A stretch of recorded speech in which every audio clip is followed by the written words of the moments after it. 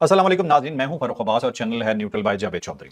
नाज़रीन, बहुत ही कुछ खास खबरें लेके आपके सामने हाजिर हैं। एक खबर तो आपको वो बताएंगे जो कल पाकिस्तान को दी गई, पाकिस्तान के हवाले से वो खबर छपी भी, लेकिन जब उसकी हकायक मजीद मालूम किए गए तो पता चला कि वो पाकिस्तान को जो खबर दी गई थी वो तकरीबन झूठ थी। खबर असल क्या है, ये अफगानिस्तान के हवाले से स्टोरी है जो 100 उलमा के बारे में आपको बताया गया था। आज हम आपको जब बताएंगे कि उलमा ने एक्चुअल में क्या कहा, जो उनकी उर्दू प्रेस रिलीज में शामिल नहीं था लेकिन किसी और प्रेस रिलीज में एक्चुअल कंटेंट शामिल था, तो आप परेशान हो जाएंगे कि अफगानिस्तान असल में करना क्या चाह रहा है। एक हाथ वो ईरान के साथ भी कर गया, ये भी आपको बताएंगे कि वो क्या हुआ। फिर आपको ये बताएंगे कि फील्ड मार्शल का एक बहुत ही खास बयान है, उस बयान के बारे में आज मैं चौधरी साहब से डिस्कस करना चाहूंगा कि ये पैगाम किसको दिया गया था, ये जानिएगा। उसके बाद एक चीज और महसूस हो रही है, वो ये कि जैसे पीटीआई अपनी पॉपुलैरिटी तेजी से खोती जा रही है। ये हम क्यों कह रहे हैं, इसका एक सबूत आया सामने, ये जानिएगा कि ये क्या है। और फिर आपको ये बताते हैं कि ये जो आपको आजकल जुकाम हो रहा है, जो आपका आजकल बीमार हो रहे हैं, हो सकता है ये नॉर्मल ना हो। एक खास किस्म आपको बताने जा रहे हैं जो कि आम जुकाम जैसी नहीं है, डिफरेंट है और उसके कुछ बड़े खतरनाक नतीजे हो सकते हैं। शायद आपको वो लग चुका है और आपको मालूम भी नहीं है। तो ये होंगी जी हमारी आज की खास खबरें। तो अभी हम खबरों का सिलसिला शुरू करते हुए जो पहली स्टोरी डिस्कस करने जा रहा हूं मैं चौधरी साहब से,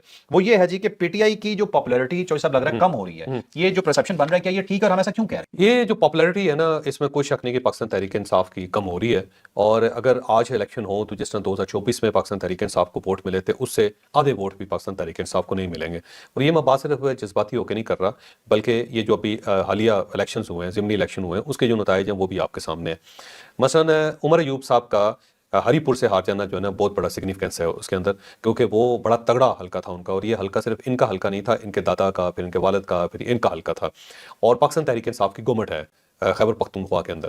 तो गवर्नमेंट हो और एक तगड़ा हल्का हो और उमर अयूब साहब अपोजिशन लीडर रहे हों और उन्होंने अपनी बेगम साहिबा को टिकट लेके दिया और वहाँ से अगर ये हार गए हैं तो फिर ये वाकई बड़ा सवालिया निशान है कि कैसे हार गए। और अभी तक पाकिस्तान तहरीक इंसाफ कोई ऐसा सबूत भी पेश नहीं कर सकी कि वहाँ पे वाकई धांधली हुई हो। बातें वो कर रहे हैं लेकिन अमली तौर पर कोई सबूत वो नहीं फराम कर सके। फिर मियां आज़ाद साहब की सीट जो उसके ऊपर हार जाना पाकिस्तान तहरीक इंसाफ का, वो है। बाकी सीटों पर उन्होंने अपने उम्मीदवार खड़े किए थे लेकिन अनाउंसमेंट नहीं की, लेकिन वहाँ से भी पाकिस्तान तहरीक इंसाफ को ठीक ठाक टस पड़ी है। तो पॉपुलैरिटी जो अमली तौर पे वो बहुत कम हो रही है। इसके साथ साथ जो वकला का इलेक्शन होता है ना, वो बड़ा इंपॉर्टेंट होता है। वो जब भी कोई गवर्नमेंट होती है उसके अंदर जो वकला का पैनल होता है, जो पाकिस्तान बार काउंसिल के जो इलेक्शन होते हैं, वो बड़े इंपॉर्टेंट होते हैं। वो साबित कर देते हैं कि जो पार्टी है वो कौन सी तगड़ी आ रही है और कौन सी कमजोर आ रही है। अब कल इलेक्शन हुआ है पाकिस्तान बार काउंसिल का पंजाब की सीट्स पे, पंजाब के अंदर तो टोटल 11 सीट्स हैं पंजाब की, उसमें से 10 का नतीजा निकला है। इन 10 में से सिर्फ पाकिस्तान तहरीक इंसाफ 2 सीटें जो पाकिस्तान तहरीक इंसाफ ने पंजाब से निकाली, हामिद खान ग्रुप जो है उनकी, एक सुलेमान अकरम राजा साहब की सीट है, दूसरी शफकत चौहान साहब की सीट है। तो 10 में से 2 सीटें पाकिस्तान तहरीक इंसाफ के पास आई हैं, जबकि बड़े तगड़े लोग हैं। तो अब अगर ये वहां पे इलेक्शन हार रहे हैं तो इसका फिर यही नतीजा निकल सकता है कि कोई ना कोई गड़बड़ है।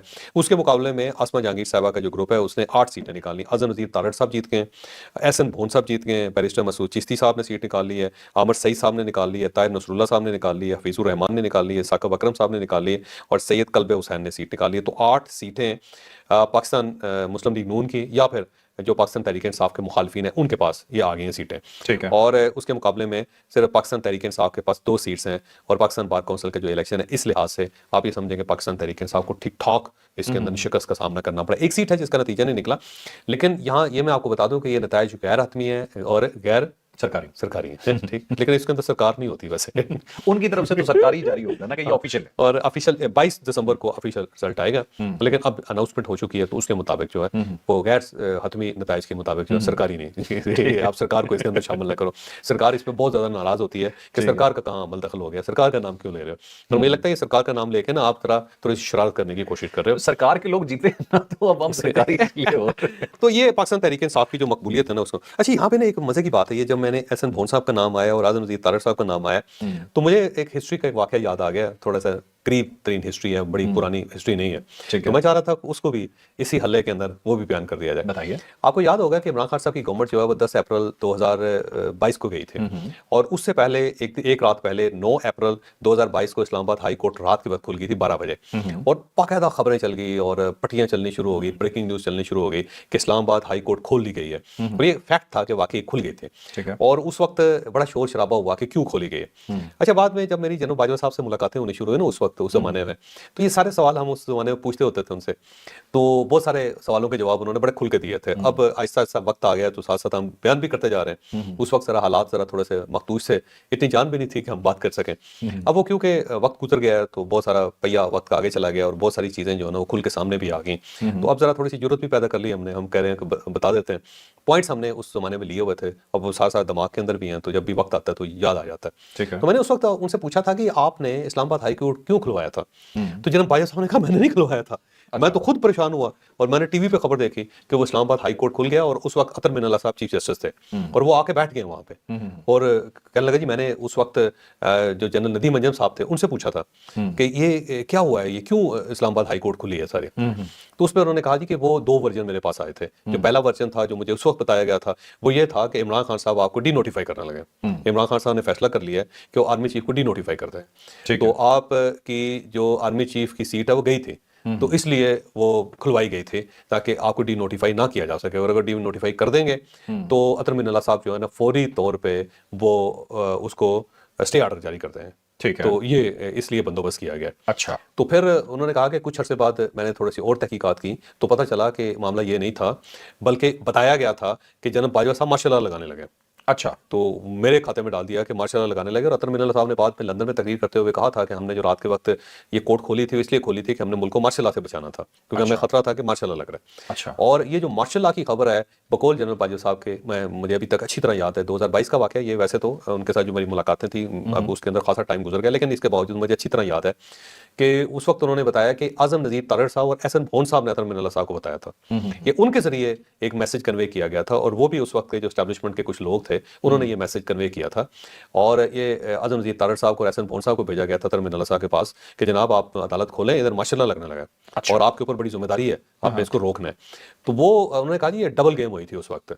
इमरान खान साहब को ये बताया गया था कि जनरल बाजवा साहब जो है मार्शल लॉ लगाने लगे और साथ ही ये खबर जो आजम नज़ीर तारड़ साहब और एहसन भोन साहब, अब जाहिर हम ये बोल रहे हैं तो ज्यादा बेहतर तो आजम नज़ीर तारड़ साहब बता सकते हैं और एहसन भोन साहब बता सकते हैं, क्योंकि मुझे उस वक्त मुझे अच्छी तरह याद है कि उस वक्त की जो इंटेलिजेंस रिपोर्ट थी वो ये थी कि ये जी खबर है कि मार्शल लॉ लगाने लगे और अतर मिनल्ला साहब को ये मैसेज कन्वे किया गया इन दोनों के जरिए और अतर मिनल्ला साहब अपनी कोर्ट में आ गए कि अगर मार्शल लॉ लगता है तो मैं उसे स्टे दे दूंगा उसके खिलाफ। और दूसरी तरफ से ये कन्वे किया गया था कि इमरान खान साहब जो है जनरल बाजवा साहब को डी नोटिफाई करने लगे और इसलिए भी अदालत खुली। अब ये कन्फ्यूजन है कि ये खबर जो है वो किस हद तक दुरुस्त है, क्या मार्शल लॉ का एक अंदेशा था और ये इस खबर की बुनियाद पे कोर्ट खुली थी, या फिर इमरान खान साहब जो थे वो डी नोटिफाई कर रहे थे जनरल बाजवा साहब को, उनको बचाने के लिए की थी। लेकिन दोनों चीजें उस वक्त फ्लोट हुई थी। तो ये दोनों चीजें ऑपोजिट हैं, ये गेम किसकी थी और मकसद क्या था? ये मेरा ख्याल है गेम दोनों एक ही बंदे की थी। अच्छा। एक कंफ्यूजन क्रिएट करना। अच्छा। और वो बंदा जो है उसका मैं सरदस्त नाम नहीं ले सकता। अच्छा। तो उनकी मेहरबानी थी, उन्होंने कंफ्यूजन क्रिएट कर दिया था। इस साइड पे ये बताया गया था कि मार्शल लॉ लग रहा है और दूसरी साइड पे बताया गया था आप डी नोटिफाई होने लगे। अच्छा। और ये बात बड़ी बाद में खुली पे जाके अच्छा। कि ये हमारे साथ डबल गेम हुई है। बंदे का नाम पता है आपको? नाम पता बताएंगे नहीं? अभी नहीं बताऊंगा। या जनरल बाजवा साहब बता दें, अच्छा, आपको पता उनसे है? पूछ लें, नहीं, मैं मुझे एक चीज याद आ गई पुराने अपने या आजम नज़ीर तारड़ साहब से पूछ लें, या आप एहसन भून साहब से पूछ लें, आप या जरा अतर मिनल्ला साहब से पूछ लें, इन सबको पता है। अच्छा, चलें। पिछली दफा एक एम्बिगुइटी आपने छोड़ी थी एक व्लॉग में, आपने नहीं बताया था शख्सियत कौन है, उनकी गिरफ्तारी और उसकी तमाम चीजें बताई थी।